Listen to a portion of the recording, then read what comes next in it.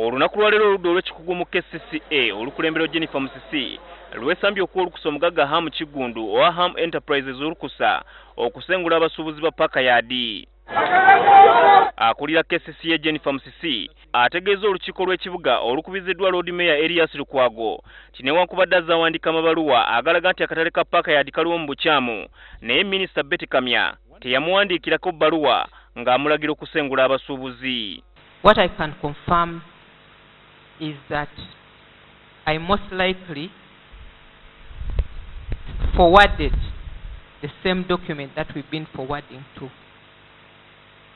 all the other 4 ministers and other government agencies regarding this matter. So I cannot confirm that I said it should be relocated now. At least that one I didn't do. Amateeka agafuga ekibuga galagira nti nga tonnaba kusengula bantu olina okufuna ekifo wogenda okubazza kyokka kino Hamu teyakikola. Even as at the time the demolition took place, KCCA had not issued any permits for that activity. Oluvannyuma okutegeezebwa bino olukiiko lwa KCCA lusazeewo okuwa ekitongole ki KCCA kikwasa amateeka wiiki emu yokka okugyawo ebibaati Hamu bye yakuba ku katale ka paka yaadi n'ekisaawe eky'ennakivubo. Bano n'ebyokukulaakulanya ekisaawe babiyimirizza.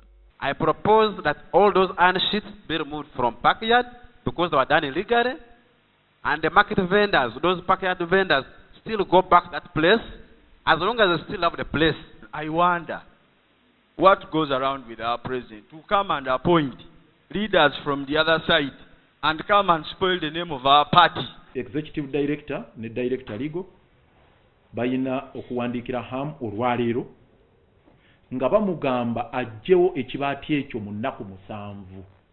Olunaku lw'eggulo Minisita wa Kampala Betty Kamya yategeeza Palamenti nga Hamu bwe yabawa obukadde 200 okusengula abasuubuzi kyokka olukiiko lusabye Kamya annyonnyole engeri ensimbi zino gye zaakozesebwamu. Bwe zibanga ensimbi ezo zajja kukola mulimu gwa kusengula abantu ng'ate omulimu ogwo gubina kukolebwa KCCA. Twagala tumanye Minisita bw'aba yazikwata mu meeting eyo yazitwala wa. Newankubadde Hamu yategeeza nga bwagenda okususulira abasuubuzi 7 okuva mu paka yaadi emidaala mu katale ka Usaafi. Olwaleero kitegeerekese nti mu Usaafi mulimu emidaala 500 gyokka. IAF Ambassador Habad Ziwa, NTV Akawungeezi.